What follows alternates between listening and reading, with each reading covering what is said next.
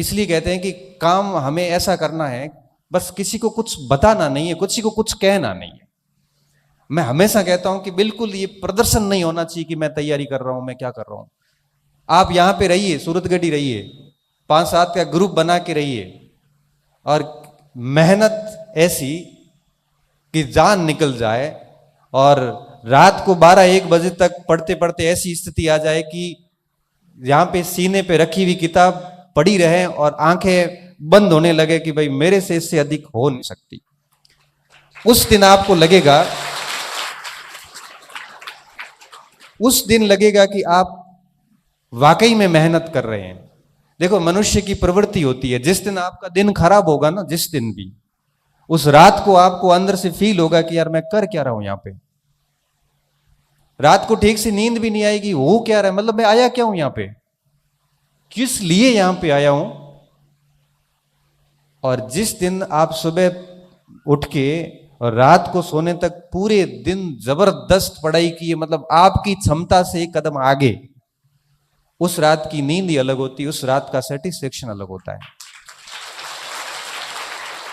और मैं कहता हूं स्टूडेंट को, आप है ना ऐसे 5 दिन करके देखिए, 5 दिन आपको एक अलग प्रकार की अनुभूति होगी। और जब कुछ नहीं हो रहा, समय खराब हो रहा, तो खुद से सवाल कर लीजिए। मैं दिल्ली में था, उसी साल की बात है, 31 का टाइम था और बच्चों ने कुछ पार्टी गई थी, तो सभी ने कहा कि पार्टी करेंगे आज, ये वो, मेरे को कहा आप भी आना, मैं भी चला गया। पार्टी में गए, वहाँ पे बैठे रहे सब ने, कोई किसी ने अपने अपने हिसाब से सभी ने पार्टी की। मैं तो मेरा ब्राह्मण आदमी और जिंदगी में कोई कुछ किया नहीं, मैंने मेरी जीवन में कभी चाय के अलावा कोई नशा नहीं किया। और दूसरा किया पढ़ाई का, जो मुझे आज भी है। आज भी गाड़ी में आता हूँ तो किताब रखता हूँ कि 2 चीजें सीख के आऊंगा, नुकसान क्या है। तो 2-2:30 बजे वहां से फ्री हुए घर आए।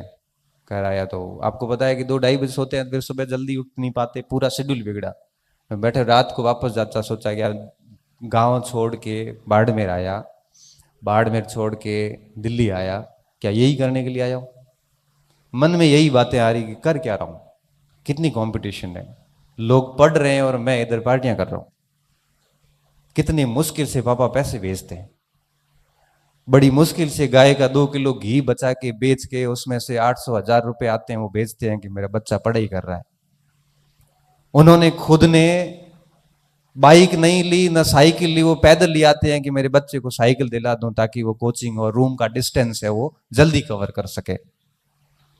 उन्होंने कई सालों से कपड़े नहीं सिलाए कि मेरा बच्चा है वो रात को नाइट पैंट और टी शर्ट में सो सके, वो रात को है वो धोती में ही सोएंगे, क्योंकि बच्चे को ठीक कपड़े दिलाने, क्योंकि मार्केट के बच्चों में देख के वो बच्चा अपने आप को कमतर फील नहीं करे। क्योंकि मार्केट के बच्चों की ड्रेसेस देखते हैं तो बच्चा वो भी लगता है उसको भी मैं भी कुछ ठीक कपड़े पहनूं। जब वो इतने सेक्रीफाइस करके आपके लिए 2000 रुपए भेज रहे हैं, हम यहां पार्टी कर रहे हैं, हम शर्म नहीं आती क्या, कर क्या रहे हैं हम। मुझे, मैं हकीकत बता रहा हूं, क्योंकि एक तो मेहनत की बदौलत बहुत जल्दी नौकरी लग गया। बाकी जब भी थोड़ा सा भी बेरोजगारी का दौर रहा और घर से जब भी पैसे आए, मस्तिष्क में प्रश्न हमेशा आता था कि इसकी वैल्यू हम कभी चुका ही नहीं पाएंगे। बस इसकी वैल्यू यही है कि जो उन्होंने उम्मीद की है हम उस अनुसार पढ़े। आप सोचो कि मैं अहमदाबाद के अंदर हॉस्पिटल में एडमिट, राजस्थान अस्पताल के अंदर, मेरे वही कोलाइटिस की प्रॉब्लम, और मैं सोता सोता यहाँ से मेरे को कहा था कि भाई एडमिट करेंगे, तो मैं साथ में 4-5 किताबें ले गया। और वहां जाके जब अस्पताल में एडमिट किया तो एक हाथ में ये लगी हुई नली, और मैं पढ़ा पढ़ाई आराम से किताबें देख रहा हूँ। मैंने कहा क्यों, क्योंकि बीमारी तो जाएगी नहीं, ये तो बात है, इसको तो स्वीकार करना ही पड़ेगा। पढ़ाई छोड़ दी तो ये करियर भी खत्म, क्योंकि यही एक ऑप्शन है कि जिसकी बदौलत हम अपने आप को वापस स्थापित कर सकते हैं, बाकी कोई ऑप्शन ही नहीं है। तो परिस्थिति हम, क्योंकि देखो हम रोज ऐसे कई जगह देखो, छोटी सी समस्या आती है तो बच्चे मैसेज करते हैं मुझे, सर मेरे ये दिक्कत है, वो जीते जी तो आएगी, जाएंगे ना उसके बाद अग्नि का एहसास भी नहीं होता। अगर आप जिंदा हैं ना तो दिक्कतें आएगी, किसी के फैमिली इश्यूज होंगे, किसी के आर्थिक इश्यूज होंगे, किसी के शारीरिक होंगे, हर प्रकार के इश्यूज आते हैं। लेकिन मैं ये मानता हूं कि अंदर अंदर धुन होती है ना एक, अगर वो धुन है तो मुझे लगता है कि वो समस्या आपको बहुत अधिक रोक नहीं सकती। और वो जुनून, वो पागलपन चाहिए होता है पढ़ाई में। मुझे ठीक से याद है कि मैं आरबीआई छोड़ के और घर आया वापस, मुझे सेकंड ग्रेड की वैकेंसी आई, मेरा शरीर सपोर्ट नहीं कर रहा था, बिल्कुल भी नहीं कर रहा था। स्थिति ये थी कि मुझे 20-20 बार डेली दिन में टॉयलेट जाना होता था, कहीं बाहर नहीं जा सकता, सो नहीं सकता, ठीक से चल नहीं सकता। मैंने कहा इससे अच्छा है तो शिक्षक बन जाता हूँ, घर पे नौकरी कर लूंगा। तो ये इन स्थितियों से जब मैं घर आता हूँ वापस, तो मैं कुछ बड़ी महत्वपूर्ण बात कर रहा था, मैं शायद चूक गया वहां से, याद ही नहीं आ रही आपको देख के। कोई बड़ी कोई अच्छी शिक्षा थी, लेकिन कोई नहीं, छोड़ो। तो कहने का मेरा सेंस ये था कि चीजें जो होती है वो बहुत आप कर सकते हैं, ऐसी कोई कठिनाई होती नहीं जिस जो हमें लक्ष्य से दूर कर सके। पागलपन होना बहुत जरूरी है। तो मैं कह रहा था कि मैं जब वापस घर आया ना, तो मैं जैसे ही पढ़ने बैठता, तो मेरी पढ़ाई किताबें, और मैं फोन को तो आज भी जब पढ़ता हूं तो ये ऐसे साइलेंट करके उल्टा रखता हूं, आज भी उल्टा रखता हूं। कई बार बच्चे कहते सर रेस्पॉन्स नहीं दिया, मैं देता ही नहीं हूं। क्यों? क्योंकि पढ़ाई के समय ये चीज होनी नहीं चाहिए। साइलेंट करके और मैं मेरे पढ़ने बैठ जाता। पढ़ते पढ़ते पढ़ते मुझे ये याद नहीं रहता कि पढ़ रहा था, मम्मी आती कि चाय पी ले या नाश्ता कर ले, 10 बज गई है, चाय नाश्ता किया फिर पढ़ने बैठ गए। स्नान कब किया पता नहीं, 3 बजे 4 बजे, कुछ याद नहीं। ये शेविंग कब की है, कितने दिन से, वो पता नहीं।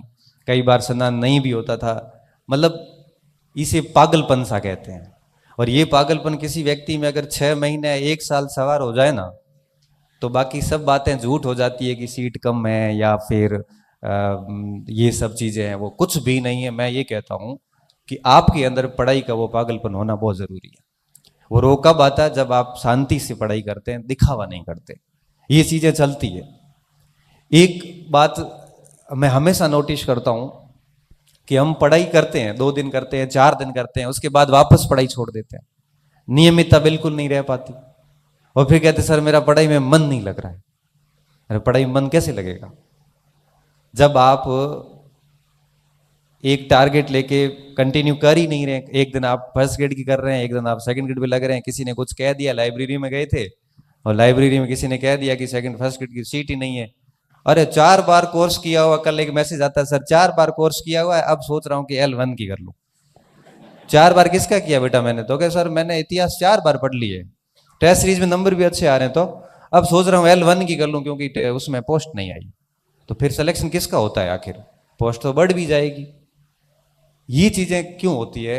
ये चीजें सिर्फ इसलिए होती है कि हमारी नियमितता होती नहीं है। हम यहाँ पे लाइब्रेरी में गए, लाइब्रेरी में जाने के बाद किसी के पास में नई किताबें 4 देख ली, हमारा मूड खराब हो गया कि वो ये पढ़ रहा है, मेरे पास तो अलग किताबें हैं, उसके पास तो उसके नोट्स है, मेरे पास तो ये नोट्स है, मेरे नोट्स में तो वो शब्द लिखा हुआ ही नहीं है, इसके नोट्स में तो पढ़ा है।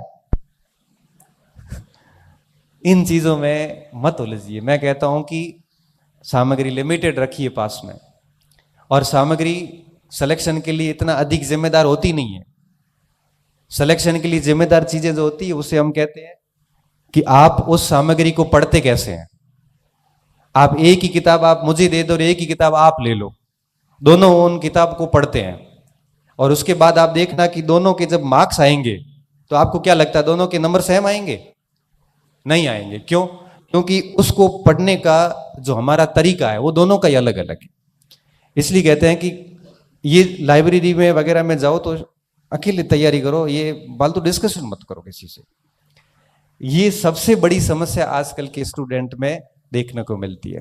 थोड़ा धैर्य रखिए, सब्र रखिए, तभी जाके चीजें होती है। आपको अचानक से चाहिए होता है, और आपको पता है प्रगति तो हमेशा धीरे धीरे होती है। जल्दी तो क्या होता है? पतन। जल्दी हमेशा पतन होता है, प्रगति हमेशा धीरे धीरे होती है। एक दो लाइन आती है कि कह रहा है सौर ए दरिया को समुद्र का सुकून, शब्द है कि कह रहा है शौर ए दरिया को समुद्र का सुकून, कि जिसमें जितना ज़र्फ है वो उतना ही खामोश है। कि जिसमें जितना ज़र्फ है वो उतना ही खामोश है। मतलब ये होता है, दरिया का मतलब नदी, और समंदर का मतलब आपको पता है ओशियन। दरिया हमेशा शोर करती है, नदियां आवाजें करती है, समुद्र में कोई आवाज नहीं आती। तो क्या कह रहा है कि सौर ए दरिया को पूछता है समुद्र का सुकून। समुद्र हमेशा कैसे रहता है? सुकून में। और गहरा कौन है? समुद्र। पानी किसके पास अधिक है? समुद्र के पास। लेकिन आवाजें कौन कर रहा है? दरिया। कि सौरे दरिया को पूछता है समुद्र का सुकून, कि जिसमें जितना ज़र्फ है, जिसमें जितनी गहराई है, सहनशीलता है, वो उतना ही खामोश है। इसलिए कहता हूं कि ये आप खामोशी जो होती है ना, ये सबसे बेहतरीन इलाज होती है। पढ़ते जाइए, जितना ज्यादा पढ़ेंगे, जितना ज्यादा शांत रहेंगे, दुनिया से अलग रहेंगे, एक दिन अपने आप ही लाइमलाइट में आ जाओगे। एक दिन ऐसी पहचान स्थापित होगी कि कोई ज्यादा कुछ करना नहीं पड़ता। आपको लगता होगा जैसे आप मेरे को देख रहे हैं, या आपको लग रहा है कि ये व्यक्ति बना कैसे है। कुछ भी नहीं है। मैंने भी आपकी तरह 10वीं करी, मैंने भी आपकी तरह 12वीं करी, गवर्नमेंट स्कूल में करी, मैंने भी आपकी तरह बीए की, फिर मैंने भी बीएड की, मैं भी आपकी तरह तैयारी कर रहा था, तो मैं भी मास्टर बन गया। फर्क इतना है कि मैंने बहुत चुनिंदा दोस्त रखे हैं। मेरे पास आज भी 4-5 दोस्ती है, और जिनको दोस्त बना के रखा और आज भी बने हुए, और हर बात पे डिस्कस करते हैं, पढ़ाई करते हैं, किताबें पढ़ी, मेहनत करी, किसी भी निरर्थक फालतू फिजुल बहस में आज तक नहीं उलझे। जीवन बड़ा सरल रखा है। कोई नशा नहीं, कोई पता नहीं। साथ में रहने वालों ने नशे कर ली, लेकिन कभी मजाल है कि किसी ने कुछ भी नशा करना सिखाया हो। कोई टेंशन नहीं। घर जाते हैं आराम से सोते हैं, ऐसे नहीं माँ बाप से छुप के सिगरेट पीनी पड़े या अमल लेना पड़े। आराम से, कोई दिक्कत नहीं। वो कपड़े पड़े आराम से, माँ चेक करती है अंदर कपड़ों में कुछ है तो नहीं, और नशे वाले को तो छुपानी पड़ती है। कोई चिंता नहीं। जो बताया हमेशा मुंह पे बोला हुआ, याद नहीं रखना पड़ता कि कहां पे क्या बोला, क्योंकि झूठ नहीं बोलते, जैसा है वैसा बोल देते हैं। इसलिए कहते हैं कि जीवन को इतना सरल रखिए कि उसमें बनावटीपन आना ही नहीं चाहिए। मुझे कई बार कहते हैं कि सर आप बड़े मंच पे जाते हो तो ऐसा किया कर। मैंने कहा कुछ नहीं करना भाई, जैसा मैं इस शूज में कंफर्टेबल हूं तो यही पहन के जाऊंगा। मुझे ये ठीक लग रहा है तो ये पहन के चला जाऊंगा। मुझे कोई मतलब नहीं है कि सामने वाला क्या सोचता है। बड़ा सरल सा जीवन है। कॉलेज में जाता हूं, बच्चों से बहुत ही क्लोज होके बात करता हूं कि क्या दिक्कत क्या है। कोई ऐसा बनावटीपन मैं नहीं लाया। और मैं हमेशा इसलिए आपको भी कहता हूं कि बड़ा सरल जीवन रखिए अपना। क्योंकि देखो हर प्रकार के लोग आपको जीवन में मिलेंगे। आप जैसा जैसा जहां जहां जाओगे ना, आपको अलग हर टाइप के लोग मिलते हैं। या सूरतगढ़ आके भी बाड़मेर के एक बच्चे का मुझे बाद में पता चलता है कि वो यहां आके स्मगलिंग करना शुरू कर गया। स्मगलिंग मतलब ये नशे पत्ते करना, और उसका व्यापार करना शुरू कर गया। आया पढ़ने था। एक बच्चे के बारे में मुझे जब उसके बड़े भाई ने बताया कि सर इसको समझाओ, मैंने कहा समझा दूंगा, ले आओ। मैंने सोचा कि उसको पढ़ाई समझ में नहीं आ रही है, या मैंने सोचा कि कोई मोबाइल्स में आजकल गेम आते हैं, ऐसा कुछ खेल रहा है तो समझा देंगे। तो वो ले आया उसको। तो मेरे को संडे को आना, अपन फुर्सत में उस बच्चे को समझा देंगे तो पढ़ लेगा। मैंने सोचा कंफ्यूज है कि किसकी तैयारी करूं। तो आए वो 3-4-1 बजे शाम को आए, दोपहर में आए। मैंने कहा हाँ बता क्या हो। तो सर ये बेचता है वो पुड़िया उड़िया। मैंने आपको कह रहे क्या, कहाँ से? तो सूरतगढ़ गया था, और उसके बाद ही रास्ता भटक गया है और बुरी तरह से बिछड़ा हुआ है। मुझे सच में पहली बार पता चला है कि यहां आने के बाद कुछ बच्चे ये भी करते हैं। इसलिए मुझे लगता है कि आप यहां सब घर बार छोड़ के यहां बैठे हैं, तो मन में सोच क्या है कि 1 या 2 साल में कहानी खत्म करके घर जाएंगे। कहानी खत्म ढंग से करनी है। कहानी खत्म का मतलब ये नहीं है कि बहुत दर्दनाक अंत हो उसका। कहानी ऐसी होनी चाहिए कि वापस जाने के बाद में साथी आपके कहें कि यार ये तो बहुत सामान्य व्यक्ति था और बहुत अच्छी जगह चला गया। और फिर रास्ते अपने आप। मैं आपको बताऊं, कोई भी व्यक्ति सोच के नहीं निकलता कि मैं आईएएस बनूंगा। मैंने मेरे जीवन में नहीं सोचा था कि मुझे इस प्रकार का मंच मिलेगा और मैं ऐसे मंच पे आके बोलूं। मैं बड़ा शर्मीले नेचर का व्यक्ति था। 12वीं तक तो ये हालात थे कि सर मुझे प्रार्थना के लिए भी आगे बुलाते थे, तब भी मेरा हाथ ऐसे करता था। मैंने कभी नहीं सोचा था कि ऐसा की चीजें होगी। मैंने इतना जरूर सोचा था कि सिविल सर्विसेज की प्रिपरेशन करूंगा या सेना में चला जाऊंगा, लेकिन वो दोनों चीजें स्वास्थ्य के साथ चली गई। मस्तिष्क में नहीं था कि इस हायर एजुकेशन में आएंगे और आप बच्चे मुझे सुनेंगे। सब डेस्टिनी ने तय कर रखा है आप कहां जाने वाले हो। बस बात यह है कि सब्र के साथ में तैयारी होते रहना बहुत जरूरी है। बस मेहनत करते जाओ। आप कहां पहुंचने वाले हो ये आपको नहीं पता।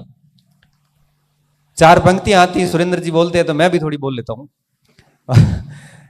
कि ख्वाब जहां पलते हैं, ख्वाब तो आप समझते हो कि ख्वाब जहां पलते हैं मेरे, खबर वहां तक रखता हूं। ख्वाब जहां तक पलते हैं मेरे, खबर वहां तक रखता हूं। जमीन पर पांव है मेरे और नजर आसमान तक रखता हूं।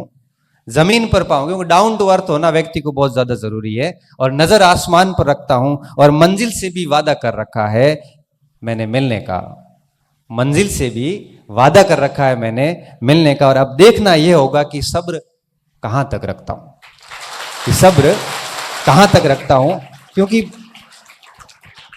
ये बहुत जरूरी होता है। 2 महीने में कई बार आपको रिजल्ट चाहिए होता है।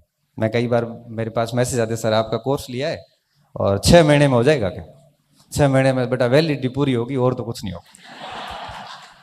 6 महीने में कोर्स नहीं होता। क्यों? क्योंकि आप किताब से पढ़ो, चाहे आप कोर्स से पढ़ो, चाहे आप गाइड से पढ़ो, एक विषय अपना समय लेता है। आपको उसको दिमाग में डालने, वापस 4 से 5 बार रिवीजन करने में वक्त लगेगा। अगर 1-1.5 साल के लिए सब्र रख सको तो तैयारी करो। और आपको लगता है कि नहीं हमें 5 और 6 महीने में ही नौकरी चाहिए, तो बेटा वो पॉसिबल नहीं है। क्योंकि कोई भी विषय हो, चाहे पॉलिटिकल साइंस हो, चाहे हिस्ट्री हो, चाहे हिंदी हो, चाहे इंग्लिश हो, विषय अपना प्रॉपर समय मांगता है। और जब मैं कहता हूं कि आप बाड़मेर छोड़ के या जालोर छोड़ के या जोधपुर छोड़ के या नागौर छोड़ के यहां सूरतगढ़ आते हैं, तो आपको तो वहां से केसरिया करके आना चाहिए। केसरिया समझते हो? केसरिया का मतलब क्या होता है कि अब आर या पार। फिर ये घंटे काउंट नहीं होते, 14 हुए कि 15 हुए। मैं पूछते हो ना, मुझे बड़ा ऐसे दया सी आती है, क्रोध भी आता है। कहते सर कितने घंटे पढ़ूं? तो मैं कहूंगा कि 3 घंटे पढ़ना है तो 3 घंटे पढ़ेगा। घंटे काउंट क्यों करने पड़ रहे हैं? जब वहां से घर से निकल ही गए हो तो ठीक से निकलो ना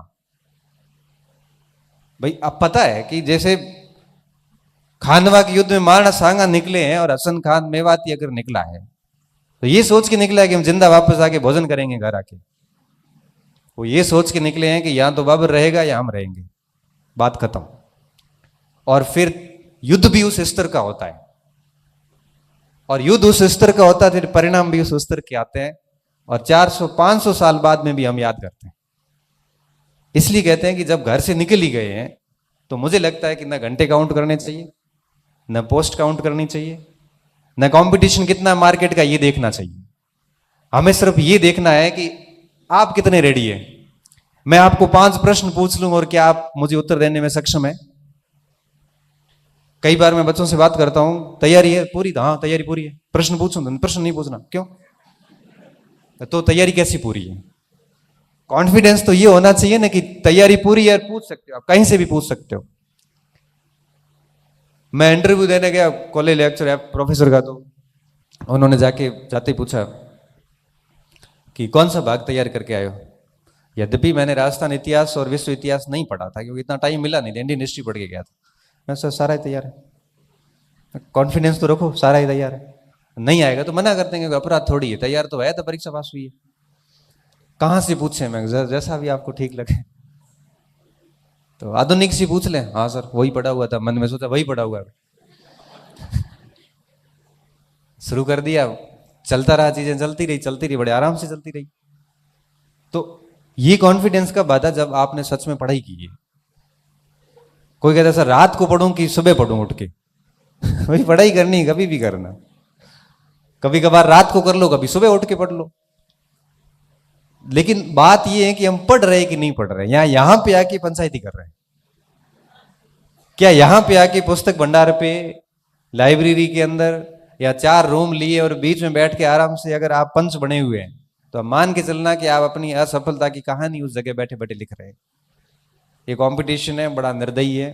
ये नहीं देखता कि आप किस गरीब परिवार से आते हैं या अमीर से आते हैं।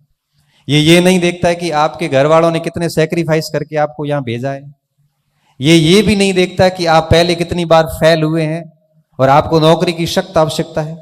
ये भी नहीं देखता कि आपके ऊपर पीछे पूरा परिवार इंतजार में बैठा है कि ये नौकरी लगे तो इन 2 बच्चियों को आके भेजूं। ये भी नहीं देखता कि आपके हालात अच्छे नहीं है, आपको नौकरी की सख्त आवश्यकता है। ये सिर्फ ये देखता है कि ओएमआर सीट में आपने घोड़े कैसे भरे हैं।